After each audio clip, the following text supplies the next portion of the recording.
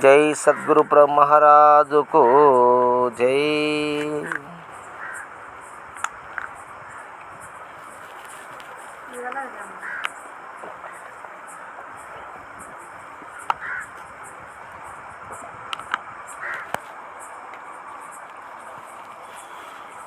ఆధ్యాత్మిక జ్ఞానమని, బ్రహ్మజ్ఞానమని, ప్రజ్ఞానమని, జ్ఞానదేవతు కైవల్యమని, జ్ఞానము లేకపోతే మోక్షము లేదని, ప్రజ్ఞానం బ్రహ్మమని చెప్తుంది వేదము. ఒకటే. మరి జ్ఞానం అంటే ఏంది?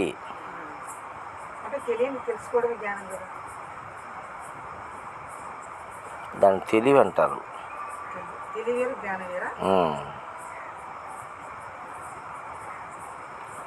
తెలివి జ్ఞానం వేరు, లేకపోతే రెండు మాటలు ఎందుకు చెప్పినారు? అవుమా? తెలివి జ్ఞానం వేరు కాబట్టి కొన్నిసార్లు జ్ఞానం అని వాడినారు, కొన్నిసార్లు తెలివి అని వాడినారు, కొన్నిసార్లు బుద్ధి అని వాడినారు.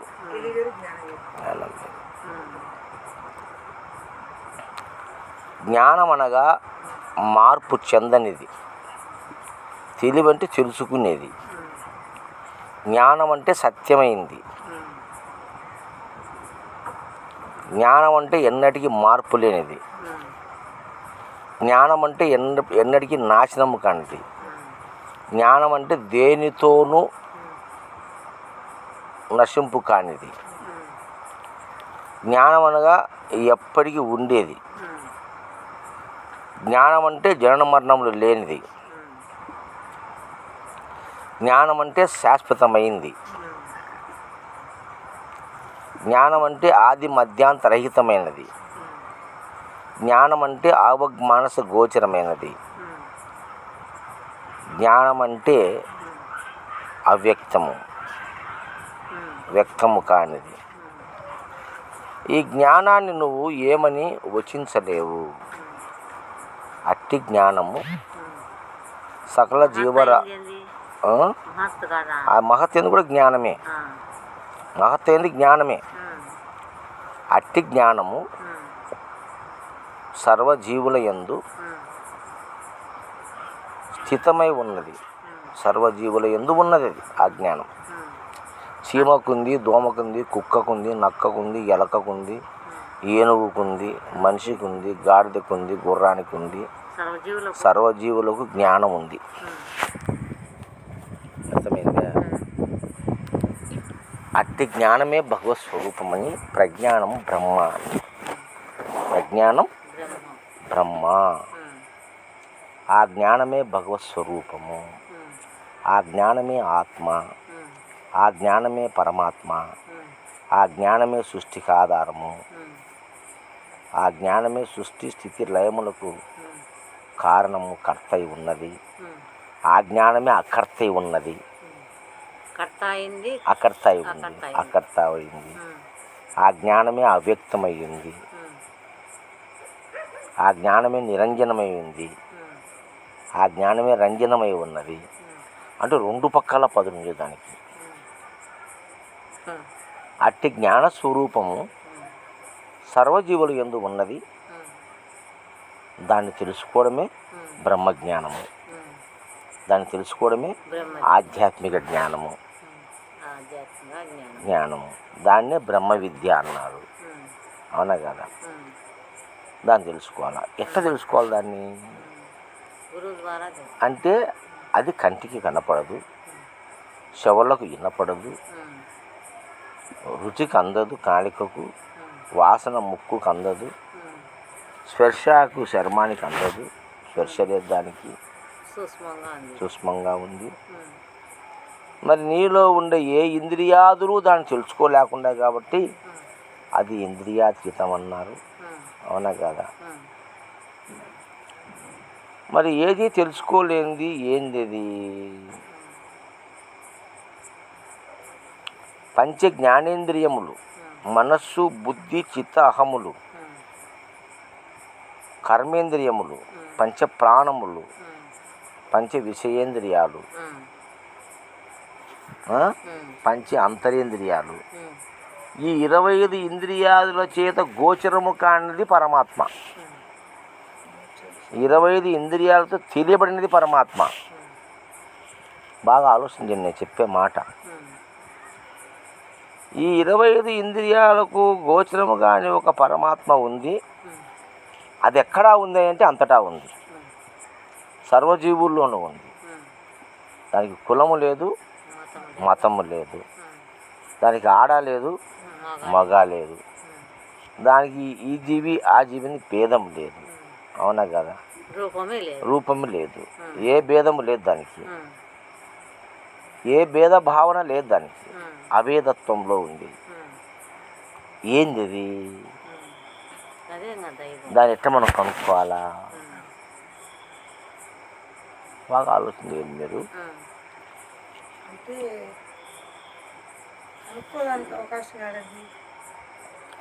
ఉంది, నువ్వు తెలివితో ఆలోచన చేచ్చే. ఎందుకుండదు అవకాశం? అవకాశం లేని పెద్దలు ఎందుకు చెప్పినారు? పెద్దలు గ్రంథాలు రాసినారు. తెలుసుకోరా, జ్ఞానదేవత కైవల్యంరా, అదే కైవల్యము.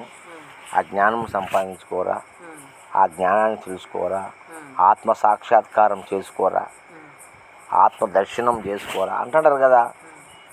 మాట ఉంది కదా, ఆత్మదర్శనము, ఆత్మ సాక్షాత్కారము, తన్ను దాగన్న మోక్షము, తను తాను తెలుసుకోవాలా. ఏం సుభద్రమ్మా? తెలుసుకోవడమే కానీ కనపడేదానికి కాదు కదా. కనపడేది ఏంది కనపడుతుంది? తెలుసుకోవాలి, తెలివితో తెలుసుకోవడమే. అదేనా తెలుసుకునేవా నువ్వు? తెలివైనది జ్ఞానం. ఆ తెలివైన నువ్వు తెలుసుకునేవా? అది కదా తెలుసుకునేదే జ్ఞానం అంటున్నావు. ఆ కంటికి కానరాదన్నావు. కంటికి కానరాకపోయినప్పటికీ నీకు తెలియబడుతుంది. ఉత్త మాటలు కాదు. అందుకే చెప్తాడు, ఒట్టి ఆశల చేత పట్టుబడక ఈ గుట్టు దేశకున్నోట గట్టిగా తెలుసుగా భావింపదవును, ఎరుక లేక సవింపదవును అని పెద్దలు అన్నారు ఒక మాట మనకు. ఉత్త మాటలు చెప్తే రాదు. నువ్వు ధ్యానం చేసి తెలుస్తుంది నాయనా, నువ్వు 4వ స్థానం పెట్టి తెలుస్తుంది నాయనా, నువ్వు అన్నం నీళ్ళు బిగబెట్టి ఊపిరి బిగబెట్టి కూర్చుంటే పోయిపోతావు, కైలాసానికి పోతావు, ఆడ తెలుస్తుంది నీ స్వరూపం ఏందో. అవన్నీ ఉత్త మాటలే. అవన్నీ సాధన అక్కర్లేదు దానికి. భగవత్ తత్వాన్ని తెలుసుకోవాలంటే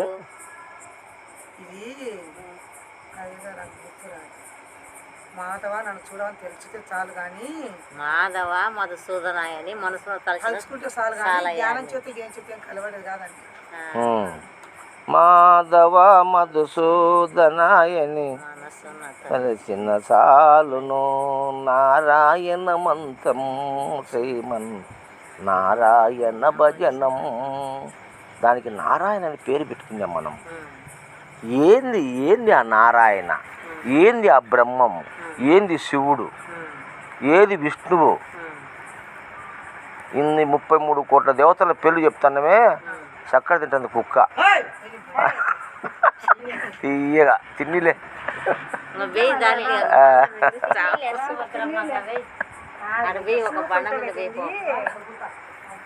లేదా మొత్తం బెయ్యి.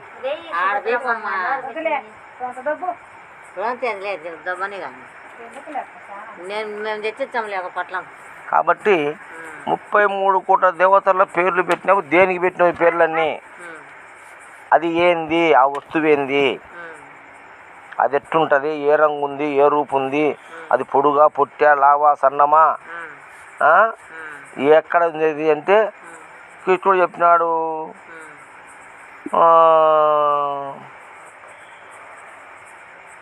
ఈశ్వర సర్వభూతానాం హృదయేషు అర్జున అన్నాడు. ఈశ్వరుడు సర్వభూతముల హృదయస్థానంలో ఉన్నాడయ్యా అని చెప్పినాడు. ఎట్టుండాడు ఆయన? యాడుండాడు ఆయన ఈశ్వరుడు? ఎతికి చూసామంటే పాపం కక్కయ్య నరికి అని చూసినాడు, యాడ కానరాలే. మరి అందరూ కూడా పరిశోధన చేస్తున్నారు. మునులు ఋషులంతా ఆ కొండ గుహల్లో కూర్చొని ఏళ్ళ తరబడి తపస్సు చేస్తున్నారు, వాళ్ళకు కానరాలే. రూపం లేనివాడు ఎట కానతాడు? మరి దాన్ని ఎట్లా తెలుసుకోవాలా? గురువులు అంతా దాన్ని తెలుసుకోవాలంటున్నారు కదా మనం ఇప్పుడు. అది తెలుసుకుంటే మోక్షమురా, లేకపోతే నరకమురా అంటున్నారు. తెలుసుకుంటే మోక్షము, తెలియకపోతే నరకం అంటున్నారు. దాన్ని తెలుసుకోవాలని లోకంలో మేము తెలుపుతామని ఎన్నో ఆశ్రమాలు కట్టుకునే గురువులు ఉన్నారు. ఆడికి భక్తులు కోకొల్లలుగా పోయి లక్షల డబ్బులు పెట్టి నెలల సంవత్సరాల తరబడి సేవలు చేసి అక్కడే ఉన్నారు. ఆ సేవ చేసే వాళ్ళకు తెలియలే, సేవ చేయించుకునే వాళ్ళకు తెలియదు. ఇద్దరూ చేస్తున్నారు. వీడు సాధన వాడు సాధన చేస్తున్నాడు. ఇద్దరు సాధన చేసిన జీవితాంతరము తెలుసుకునేది లేకపోయా. చివరికి వాడు తెచ్చా, ఈడు తెచ్చా.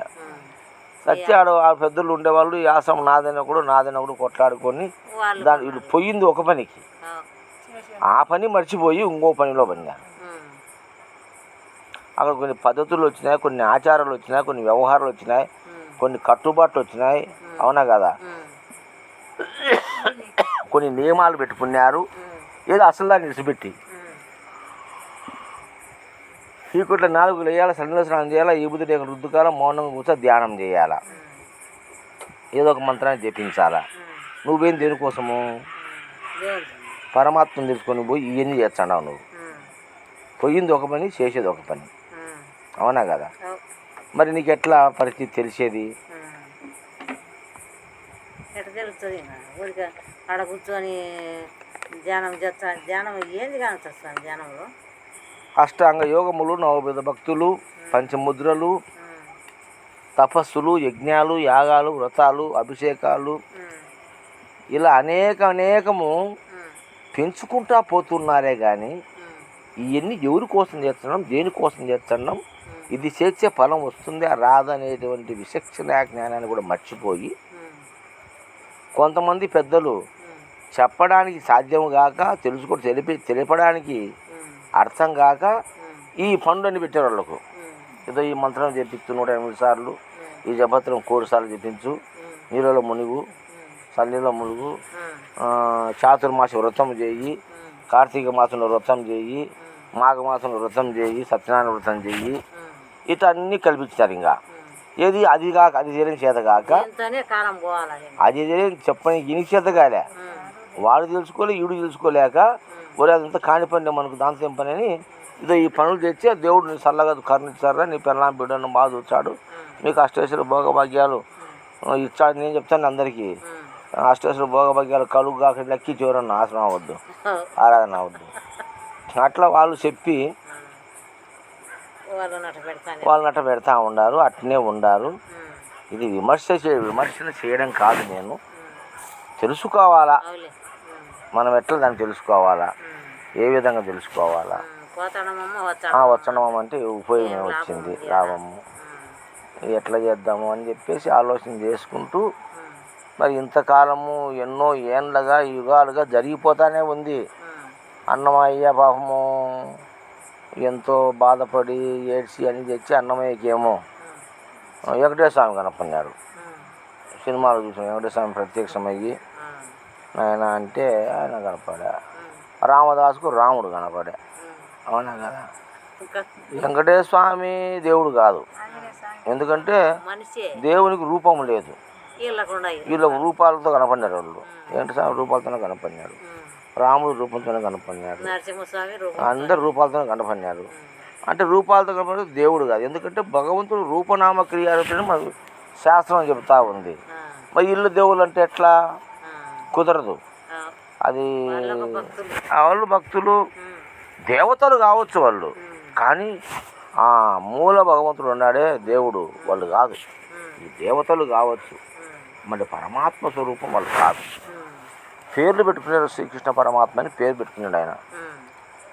ఆ పరమాత్మ తత్వాన్ని తెలుసుకోవాలన్నప్పుడు దేవుడికి కులము లేదు, మతము లేదు, జాతి లేదు, లింగ భేదము లేదు, చిన్న పెద్ద లేదు, సావుకారితనం పేదతనం లేదు, ధనవంతుడు పేదవాడు లేదు, పండితుడు పామరుడు లేదు. ఏం సుభద్రమ్మ బాగా విను. ఇవి ఏమీ లేని ఆ పరమాత్మ స్వరూపాన్ని మనం ఎట్లా తెలుసుకోవాలా, మరి ఇన్నాళ్ళ పొద్దున ఇంతకాలము మీరు కూడా బోధలు విన్నారు. 20 ఏళ్ళ పొద్దు అవుతుంది. 18 ఏళ్ళు మా స్వామి ఆరాధన 18 ఏళ్ళు. 18 ఏళ్ళు ఇంకే ఆయన కలిసి 16 చెప్పినాడు, 17 చెప్పినవి 7 మంది 17 వాళ్ళు 18 రాసినారు. 17 అయింది, వాళ్ళు 18 రాసినారు. ఏం చేస్తాం మళ్ళా? ఎట్లా రాసుకోండిలే, ఎన్ని రాసి నేను పోయినప్పుడు. కాబట్టి 16 ఏళ్ళు 17 ఏళ్ళు అయింది నాకు సుబ్బమ్మ, నేను ఎవరికి రాబట్టి. 16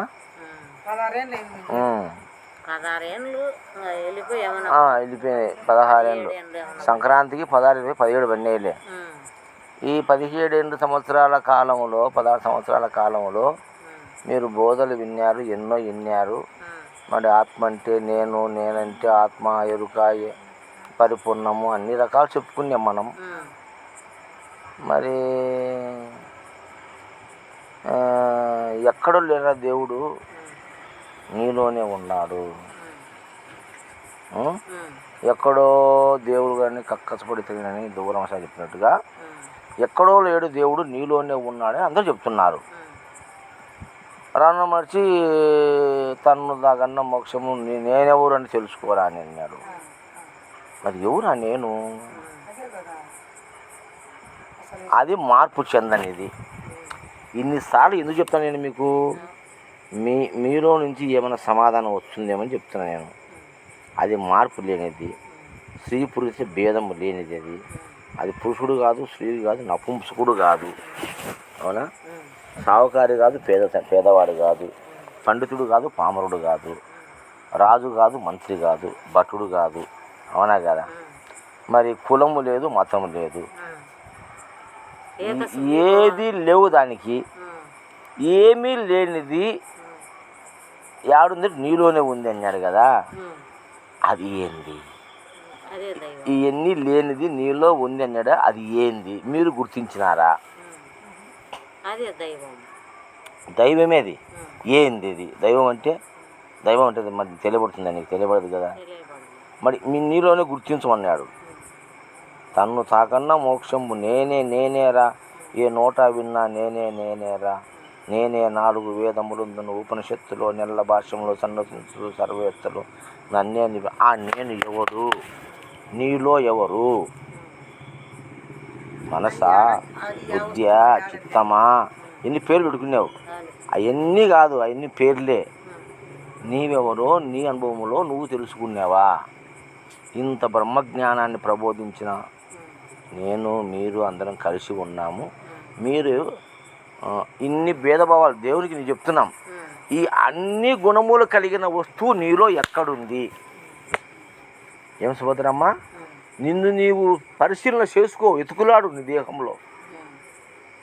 ఈ అన్నిటికీ సరిపోయే వస్తువు అంటే రూపం లేనిది, నామం లేనిది, పొట్టిది కాదు, పొడిది కాదు, లావుది కాదు, సన్నము కాదు, రాత్రి కాదు, పగలు కాదు, చీకటి కాదు, కులము లేదు, మతము లేదు, జాతి భేదం లేదు, తనమన భేదములు లేవు, చిన్న పెద్ద తారతమ్యం లేదు.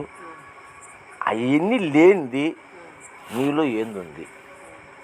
ఓసారి పరిశీలన తిని నీ దేహం అంతా. ఈడా పింగళ మధ్యన వచ్చేది అదే దైవం.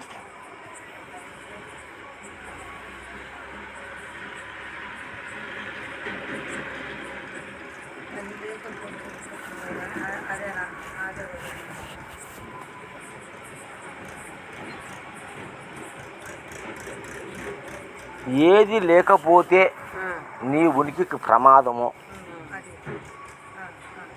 సర్వజీవులకు ఏదైతే కారణమై ఉందో అది శ్వాస, ప్రాణశక్తి, అవునా కదా?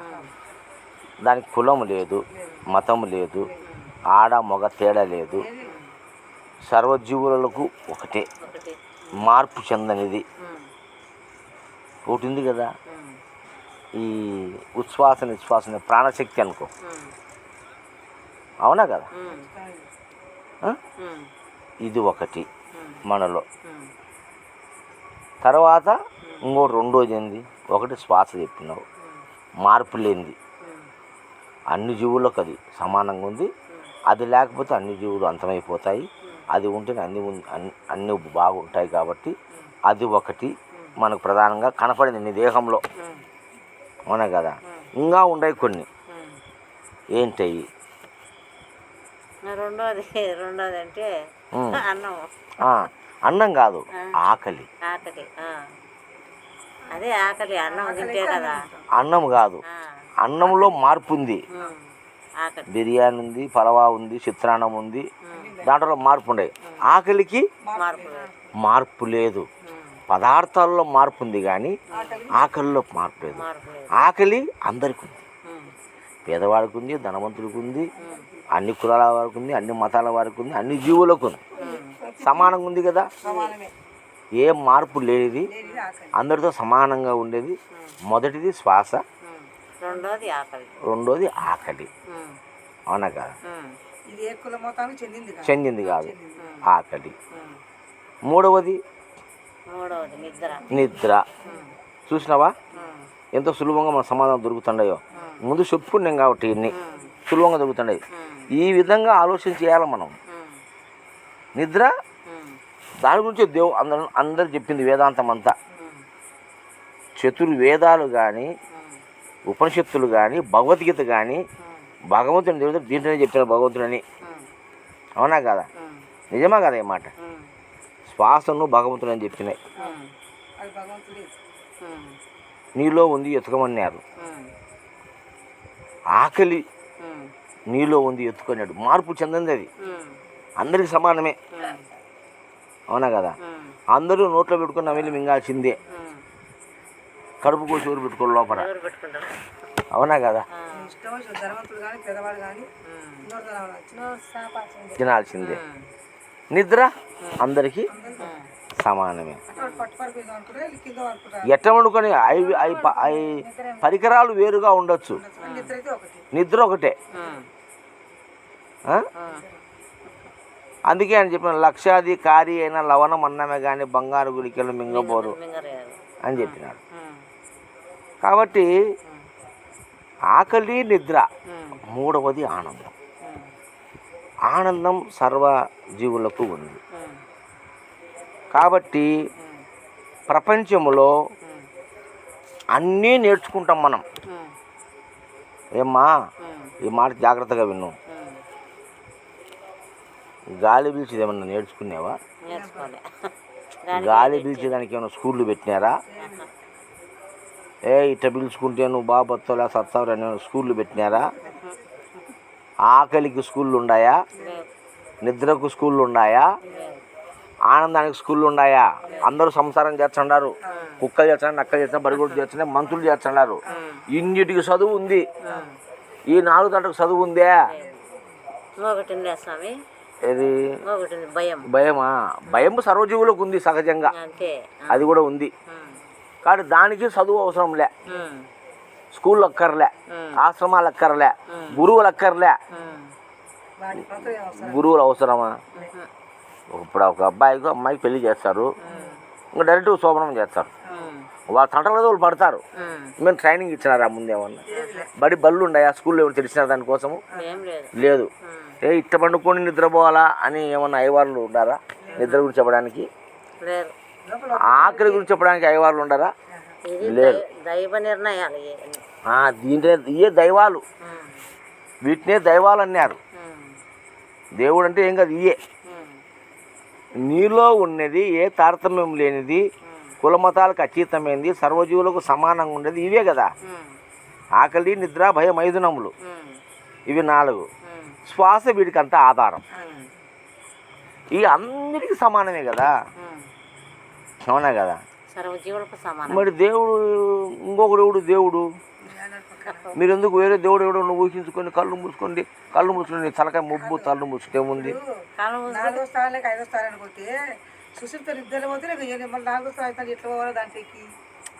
అవన్నీ పనికిరాని మాటలు, చేతగాని మాటలు, అర్థం కాని మాటలు. వాళ్ళకి తెలియదు. ముందు ఏదో ఒకటి చెప్తే ఆయన గొప్పరా బాగా చెప్పినాడు ఆయన దాన్ని పొందినాడు, మనం పొందలే అనుకుంటామని అంతే. వీళ్ళు దిక్కుదిలకు సాగాలి కప్పం పట్టి. వ్యర్థం, ఆ మాటలన్నీ వ్యర్థం. వాడి మాట వినలేకూడదు. నిద్రపోతే ఇప్పుడు కళ్ళు మూసుకుంటే నిద్ర వచ్చా ఏది చూస్తావు? 4వ స్థానం లేక 5వ స్థానం లేక పోవాలేక కళ్ళు మూసుకుంటే ఎటైనా అదే ఉత్తమాటలు. అవన్నీ ఉత్తమాటలు కాదు. చెయ్యాలి, మీకు చరిత్ర తెలుస్తుంది అంటారు. ఈ 4, 5 ఉన్నాయి. ఆకలి, నిద్ర, భయ, మైథునము, శ్వాస. ఈ 5 తప్పి కూడా ఉంటుంది కదా. దప్పిక ఆకలి లేకేంగా, ఆకలి లేకే వస్తాయి. నీరు అనేది. కాబట్టి ఇవన్నీ దైవ స్వరూపాలు. అవునా కదా? ఇదే దేవుడు. ఇంకా మీరు దేవుడు ఎవరు అని నమ్మగాకండి. అచలం ఉంది, పరిపూర్ణం ఉంది, పరమాత్మ ఉన్నాడు, యేసుప్రభు ఉన్నాడు, అల్లా ఉన్నాడు, బ్రహ్మం ఉన్నాడు, విష్ణు ఉన్నాడు, ఈశ్వరు ఉన్నాడు. ఏ చెప్పినా మీరు వినొద్దండి. అవన్నీ తలకానిప్పి మాటలు తప్ప సత్యాలు కాదు. అవన్నీ అసత్యాలే.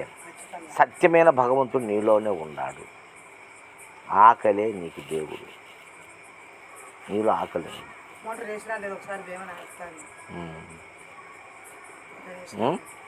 ఆ విధంగా సర్వజీవులలో ఏదైతే సమానంగా ఉన్నదో అదే దైవం అనే నిర్ణయానికి మనము రావాలి.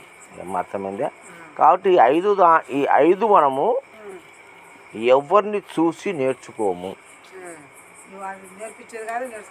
ఇది నేర్పించేది కాదు.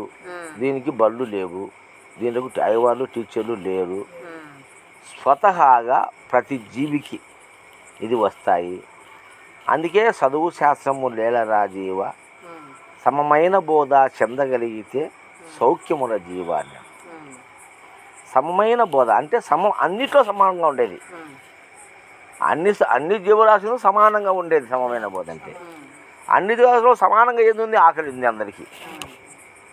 అందమా ఒకరికి ఉంది, ఒకరికి లేదు. ఐశ్వర్యం ఒకరికి ఉంది, ఒకరికి లేదు. చదువు ఒకరికి ఉంది, ఒకరికి లేదు. కులము, గుణము, మానము, ప్రాణము ఒకరికి ఉంది, ఒకరికి లేదు. తేడాలు ఉన్నాయి, తారతమ్యాలు ఉన్నాయి, ఎక్కువ తక్కువలు ఉన్నాయి. అవునా కదా? ఇది ఎక్కువ తక్కువలు లేవు, తారతమ్యాలు లేవు, స్వసిద్ధంగా వచ్చేటి సమంగా ఉన్నాయి అందరిలో. ఆకలి, నిద్ర, భయమైదునములు, శ్వాస, ప్రాణశక్తి, ఈ 5 అందరిలో సమంగా ఉన్నాయి. ఈ 5 కూడా ఆకలి, నిద్ర, భయ, మైథునములు, మరి ప్రాణవాయువు, ఈ 5 కూడా మనకు పంచభూతముల నుంచి వచ్చినాయి. ఏం సుభద్రమ్మ? వచ్చినాయి. ఆకలి ఆహారము, ఆకలి అగ్ని స్వరూపము, ఆహారము భూమి స్వరూపం.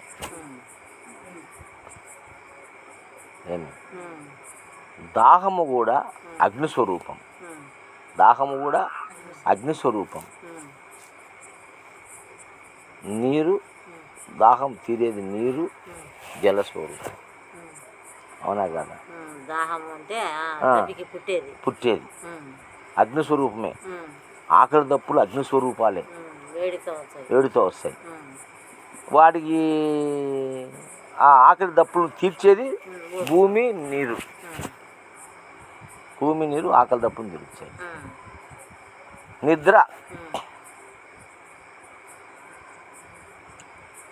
నిద్ర అనేది కూడా మనకు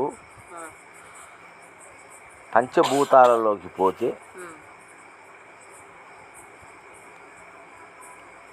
ఆకలి, దప్పిక, నిద్ర, ఈ నిద్ర కూడా మనకు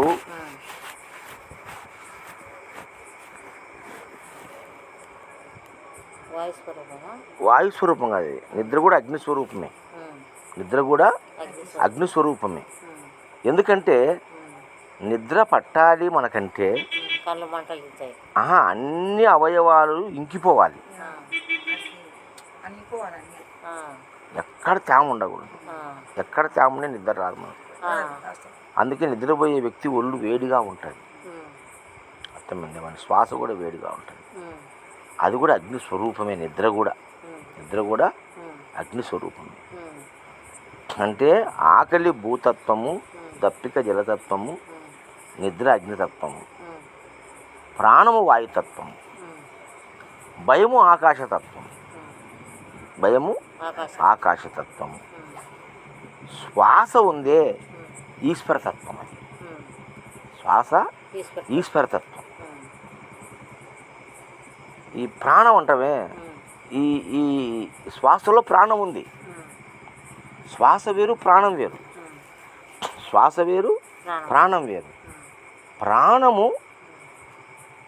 అనేది వాయుస్వరూపం, వాయుస్వరూపం. ప్రాణం వాయుస్వరూపం అయితే శ్వాస ఈశ్వర స్వరూపం, శ్వాస ఈశ్వర స్వరూపం. అందుకే దాన్ని చైతన్యం అన్నారు. అది చైతన్యం అన్నారు. అర్థమవుతుందా?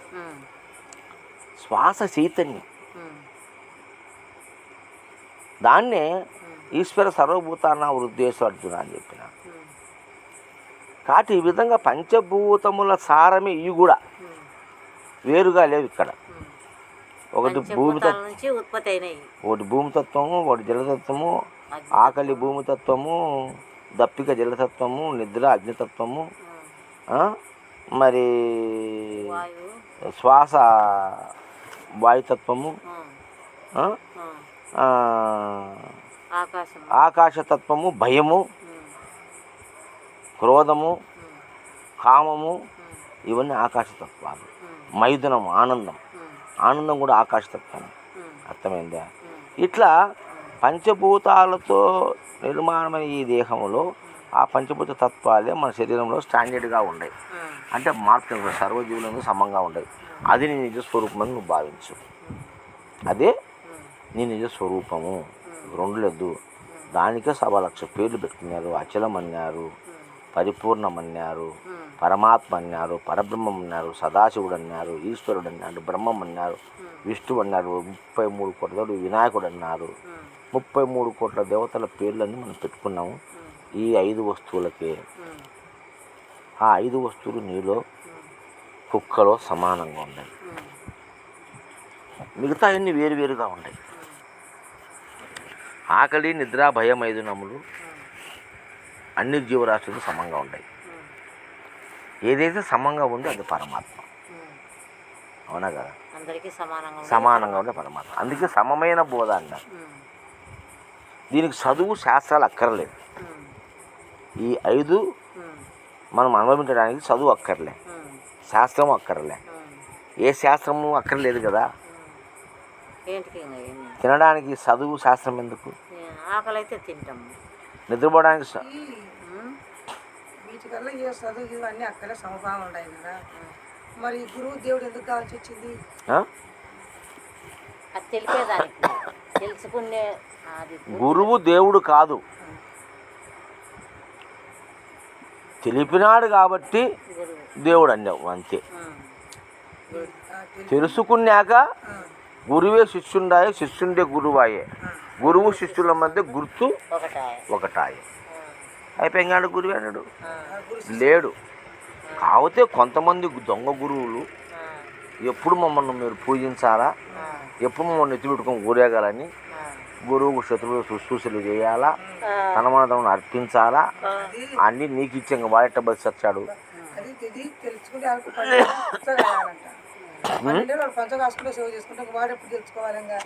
అవన్నీ గురువులు ఆడిన నాటకాలు, జిమ్మిక్కులు, నాటకాలు సత్యం కాదు. గురువు అనేవాడు ఎప్పటికైనా కానీ శిష్యుని తొందరగా విడుదల చేసి పంపాలా, విడుదల చేసి పంపాలా. వాని కాడ కట్టేసుకోకూడదు.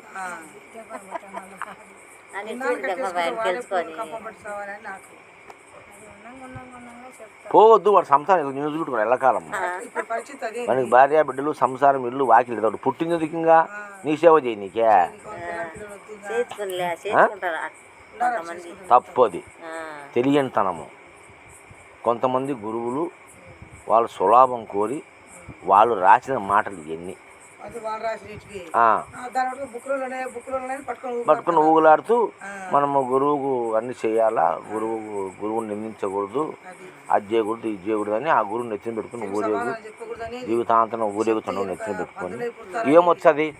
గురువుని పెట్టుకుని మొచ్చే నీకేమొచ్చది? ఏమి రాదు. కాబట్టి గురువు కాడికి ఎందుకు పోతున్నాం మనము? ఈ పరమ రహస్యాలు మనకు తెలియనప్పుడు పోతే చెప్తే తెలుసుకుంటాం. కానీ వాళ్ళు ఆడ చెప్తే చెప్పడం లేదు. ఈ పరమ రహస్యాన్ని గురువులు చెప్పడం లే. గురువులు మీకు పద్ధతులు చెప్తున్నారు. ఇట్లుండాలా.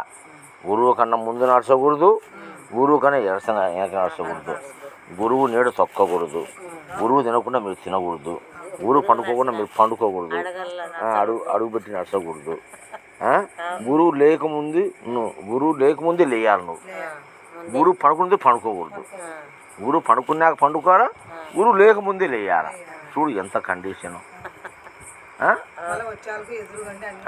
అన్నీ చేయాలా. ఇంకా పొరిగింటి పేరు మొగుడు కోసం దొరికినట్టు చూపెట్టుకోవాలి శిష్యుడు గురువు కోసము అని వాళ్ళు సిద్ధాంత గ్రంథాల రాసుకున్నారు. అంటే ఇవన్నీ గురువులు వాళ్ళ స్వలాభం కోసము తప్పుగా భావించదండి జనాలు. ఎందుకంటే ఈ బ్రహ్మజ్ఞానం అనేటువంటి మాయలో పడి చాలామంది అనేక రకాలుగా కలుషితం అయిపోయినారు. దాని నుంచి బయట పడలేకున్నారు. ఇప్పుడు ఎందుకమ్మా మీ సేవలు మాకు అక్కర్లేదమ్మా, నచ్చినది ఉన్న మాట చెప్పినాము తెలుసుకోండి, మీరు విడుదల కాండి, మోక్షం కావాలి కదా. ఇప్పుడు బంధంలోనే ఉంటే ఎట్లా? నీకు మోక్షం ఎప్పుడు వచ్చింది? నీకు ఇప్పుడు మేము మోక్షం ఇచ్చామని నువ్వు బంధించి పెట్టుకునేవాడిని. శిష్యులందరినీ గురువు బంధించుకున్నాడు. మోక్షం కోసమని గురువు కాడికి శిష్యులు పోతే శిష్యులు వాళ్ళకి నీకు మోక్షం చూపించని మోక్షం కాకుండా బంధాల్లో పెట్టినాడు. అవునా కదా?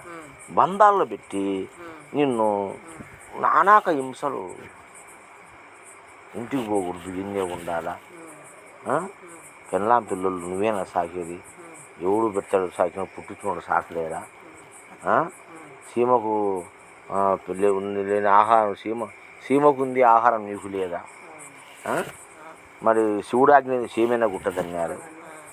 నువ్వు గురువు కడకు దీనికోసమా?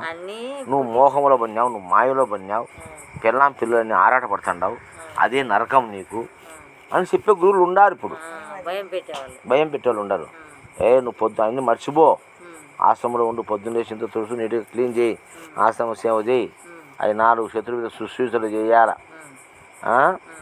ఆత్మసేవ, స్థానసేవ,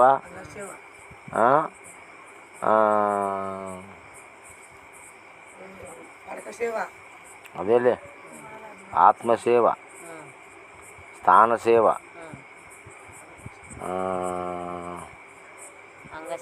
అంగసేవ, భావసేవ, అంగసేవ, స్థానసేవ. మరి ఈ 4 సేవలు చేయాలని సేవలు చేయించుకుంటుంది. ఇంకా వాడు ఈ ఇంట్లో పిల్లం పిల్లలు ఎట్లా వాటి అది కాదు.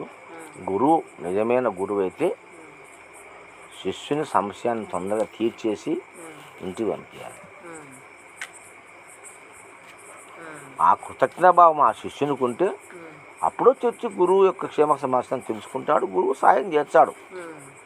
ఎందుకు నన్ను లిబరేట్ చేశాడు మా గురువు, నేను ఏంటంటే నేను పెట్టుకోండి అవన్నీ పటాపంచి చేసినాడు, నాకు ఏం లేకుండా భ్రాంతి రహితం చేసినాడు, నాకు మోక్షం కలిగించినాడు మహానుభావుడు అని వాడు నీ మీద ప్రేమ కలిగి ఏమైనా తెచ్చి తిను, ఏమన్నా తెచ్చి చేయించుకో. అంటే వాడిని పనిసిపెట్టి ఇన్ని ఉండమని చెప్పొద్దు.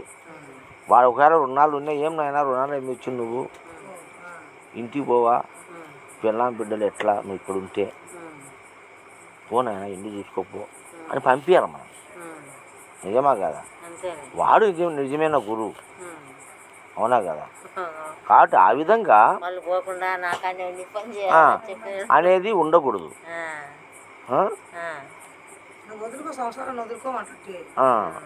అట్లా చెప్పకూడదు, తప్పు మాటలు అవి. కాబట్టి అందరూ మంచిగా సంసారం చేసుకోవాలా, భార్య బిడ్డలు 3 పువ్వులు 6 కాయల్లాగా సంసారం చేసుకుంటూ పుట్టినందుకు నీవు అన్ని సుఖాలు అన్ని భోగాలు అనుభవించు. మళ్ళీ రాది జన్మ, మళ్ళీ రాది జన్మ. అనుభవించు.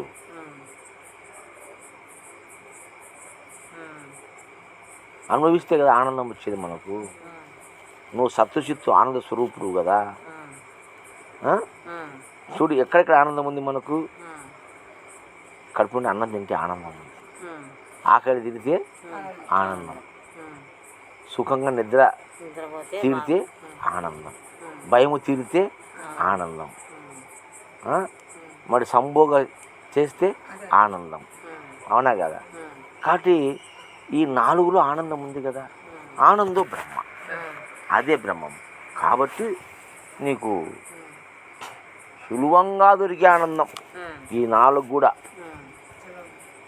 కష్టపడాల్సిన అవసరం లే, సాధనలు చేయాల్సిన పని లే, తలకాయ కింద పెట్టి కాలు పైకెత్తాల్సిన అవసరం లే, ఆసనాలు వేయాల్సిన పని లే, పట్టుండాల్సిన అవసరం లే, ముక్కులు పట్టుకొని మూసుకొని ఊపిరి బిగబెట్టాల్సిన పని లే, ప్రాణాయామం అక్కర్లే, ఏంటి అక్కర్లే. చూడు ఈ 4 దాంట్లో ఏమన్నా పనులు చేయాలన్నా లేదు, సులభంగా దొరుకుతుంది ఆనందం.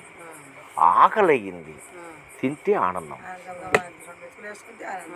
నిద్ర వచ్చింది పోతే ఆనందం వచ్చింది, భయం వచ్చింది తీరిపోతే ఆనందం ఉంది, కోరిక వచ్చింది తీర్చుకుంటే ఆనందం ఉంది.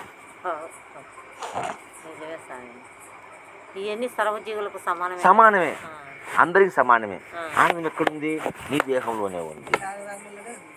నీ దేహంలోనే పెట్టుకొని నువ్వు లోకమంతా మిద్దెలు కట్టుకుంటే ఆనందం ఉందని, బంగారు సంపాదించే ఆనందం ఉందని, భూములు సంపాదించే ఆనందం ఉందని, ఉద్యోగం తెచ్చుకుంటే ఆనందం ఉందని, రాజకీయంగా ఎదిగితే ఆనందం ఉందని, ముఖ్యమంత్రి అయితే ఆనందం ఉందని, కోట్లకు పరిగెత్తి ఆనందం ఉందని పోయి పరిగెత్తి అవన్నీ ఎండమావులు లాంటివి. అవన్నీ ఈ ఎండమావులు. అక్కడ ఆనందం లేదు. ఆనందం ఉండేట్టు కనపడుతుంది కానీ అక్కడ ఆనందం లేదు. అది తాత్కాలిక ఆనందం. గుర్రం అది పరిగెత్తి నీకు ఆ దాహం తీరేది కాదు. ఆ దాహము ఇది క్షణము నువ్వు ఆనందపడదు. అవునా కదా. ఎక్కడుంది? నీలోనే ఉంది. అది సత్వచితాన స్వరూపము.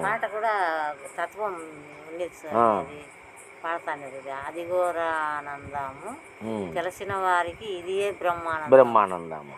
తెలుసుకుంటే అది తెలుసుకున్నాడు కాబట్టి రమణ మహర్షి యాడికి పోలే, యా దేవునికి ముక్కలే, యా ధ్యానము చేయలే, యా తపస్సు చేయలే, ఏ ప్రయత్నం చేయలే. నింబలంగా కూర్చొని నిద్రపోయినాడు, ఆకలి అయితే తిన్నాడు. అవునా కదా. అన్ని భయాలు పోగొట్టుకున్నాడు. ప్రకృతిలోనే ఉన్నాడు. సద్గురు శరణం భవభయ హరణం. సర్వభ్రాంతి భయాన్ని పోగొట్టుకున్నాడు. ఇంకా భ్రాంతి భయములు అతని మదిలో లేవు. ఎంత ఆపికొన్నాడు, ఏం అక్కర్లే. సర్వ సంపదలు తనలోనే ఉన్నాయి. ఆనందం అంతా తన శరీరంలోనే ఉంది. ఒరే బయట లేదురా పిచ్చినా వెళ్ళారని తెలుసుకొని మౌనంగా కూర్చున్నాడు, ఆనందాన్ని అనుభవించినాడు. అవునా కదా ఏమ్మా. కాబట్టి ఆ యొక్క బ్రహ్మానందాన్ని తన శరీరంలోనే అనుభవించిన వాడు యోగి. వాడే యోగి. ఎక్కడో ఉందని పరుగులు తీసేవాడు భోగి. ఎక్కడో ఉందని పరుగులు భోగి. అవి సిక్కలేదని బాధపడేవాడు రోగి. అవి సిక్కలేదని బాధపడేవాడు రోగి. అవునా కదా. ఒగసి దొరకక ఆరోగ్యం క్షీణించి శక్తి కోల్పోయి రోగి అయిపోతున్నాడు. కాబట్టి నీలో ఉన్న అమృతం, నీలో ఉంది ఆనందం, దాన్ని చక్కగా నువ్వు అనుభవించు. అందుకే పెద్దలు అన్నం తినేటప్పుడు అన్నం పరబ్రహ్మ స్వరూపం ఎందుకన్నారు? ఆకలి తీర్చింది కాబట్టి పరబ్రహ్మ స్వరూపం అన్నాడు కదా. అన్నం పరబ్రహ్మ స్వరూపం. చూడు ఆన్యం ఉంది అర్థం. ఆకలి తీర్చే అన్నమే పరబ్రహ్మ స్వరూపం కదా. అవునా కదా. అట్లా అన్నాన్ని భుజించేటప్పుడు వాళ్ళు స్నానం చేసి పరిశుభ్రంగా చేతులు కాళ్ళు కడుక్కొని మంచి ఆసనం ఆంటాడు కూర్చునే రోజుల్లో దానికి ఒక ఆసనం ఒక ప్లేస్ ఉంటుంది అన్నది దానికి ఆ సాప వేసి సాప మీద పీట వేసి ఆ పీట మీద బాగా కూర్చొని పద్మాసం వేసుకొని కూర్చొని దిట్టంగా కదలకుండా ఇస్తర పెట్టుకొని ఇస్తర శుభ్రంగా కడుక్కొని అన్ని పదార్థాలు వడ్డించుకొని కొంచెం కొంచెం అన్ని రుచి చూస్తూ మధ్య మధ్యలో ఒడియాలు నెయ్యి పచ్చడి అవన్నీ అది కొంత రుచి చూసి బాగా తిని అంత జీర్ణం కావాలని మళ్ళీ మంత్రించుకొని ఏదో వాళ్ళు అన్నీ తిని ఆనందంగా వచ్చి పనులు చేసుకుంటారు. ఆహారం పరబ్రహ్మ స్వరూపం అమ్మ. వాళ్ళు అందులో ఆనందాన్ని చూసినారు వాళ్ళు. కాకపోతే ఇది దైవమని తెలియదు వాళ్ళకు, తినడమే. అవునా కదా? కాబట్టి మనం తెలుసుకున్నాం కదా. మనం ఎందుకు యాన్నో దేవుడు ఉన్నాడని పరిగెత్తి పరిగెత్తి పరిగెత్తి పరిగెత్తి అలిసి చచ్చిపోతుండావు. ఎండమావుల రీతిన నీ జీవితం అయిపోయింది. ఆ గురువు బాగా చెప్తాడు, ఈ గురువు బాగా చెప్తాడు, ఇక్కడ ఒకటి వెళ్ళి మొత్తం అంత సర్వనాశనం చేసి మనం మరి ఎక్కడ లేదురా నీలోనే ఉంది ఆనందం. అవునా కదా? ఇదో ఇన్ని రకాలుగా ఉంది.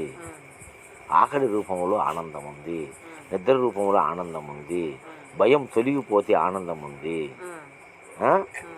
మరి శరీర సుఖము కోసం సంభోగం చేసే ఆనందం ఉంది. మరి అటువంటి ఆనంద స్వరూపం నీలోనే ఉందిరా, దాన్ని తెలుసుకో. అదే దైవము. ఇంకా దైవం ఏడుంది ఒకసారి ఆలోచన చేయండి. మనం ఇంతకన్నా గొప్ప దైవం ఏడన్నా ఉందా? ఏదన్నా ఉందంటే అది నీ భ్రమ. ఆ భ్రమలో పడి నువ్వు లేనిపోని ఊహలన్నీ ఊహించుకొని జీవితాన్ని ఇక్కట్ల పాలు చేసుకుంటున్నావు. వాళ్ళ మాటలు వీళ్ళ మాటలు విని పరితాపం చెందుతూ ఉన్నావు. వద్దు నాయన, ఇదే ఆనందం, ఇదే దైవము, దీనే బ్రహ్మం అనుకో, పరబ్రహ్మం అనుకో, పరమాత్మ అనుకో, అచలం అనుకో, పరిపూర్ణం అనుకో, నీ తలకాయ అనుకో, ఏమని అనుకో, అది ఉన్నది ఒక్కటే, అదే సమంగా ఉంది. దీన్ని తెలుసుకుంటే నీ జన్మ ధన్యం అవుతుంది. అంతే, ఇంకేం లేదు. లక్షణంగా పని చేసుకొని బతుకోండి. ఓకేనా? జై సద్గురు మహారాజుకు జై.